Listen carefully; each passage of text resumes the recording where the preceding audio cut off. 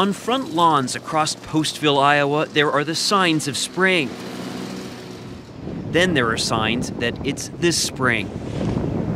Once home to 3,000 people, Postville's population has dwindled in a matter of months to just 1,800. People are trying to be positive in the community, but it's wearing on them. Really? Is it wearing on you? Oh, yeah. At the Wishing Well, business is off 30%, but at least Kim Deering is still in business. Many of her neighbors cannot say the same.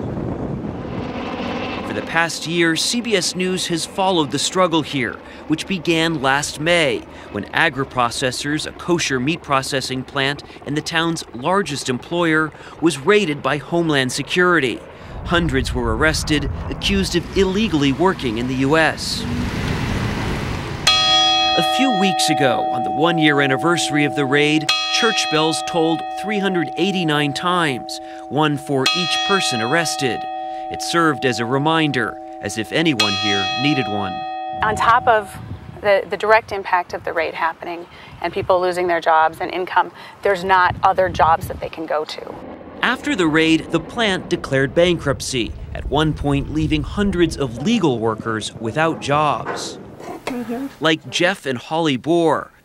When we met back in November, they hadn't seen a paycheck for weeks. We're just struggling to survive. Eventually, agri-processors did reopen at just 1/3 capacity, and Holly got her job back.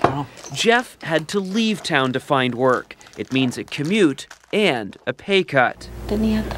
But it's not just pain in Postville.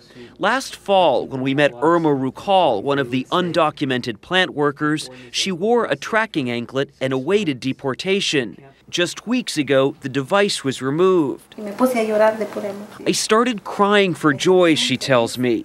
Irma and her children can now legally stay in the U.S. because she and at least 20 others have agreed to testify in the government's case against the plant.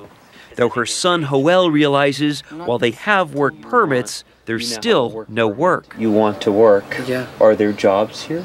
No, we don't have any job here. Dependent on charity for housing, food, and medical care, local churches have donated over $1.2 million so far to those affected by the raid. Postville is an excellent opportunity for our elected officials, for our president and the administration to come and see what immigration raids do to communities. We have the evidence right here. Evidence on the front lawns here.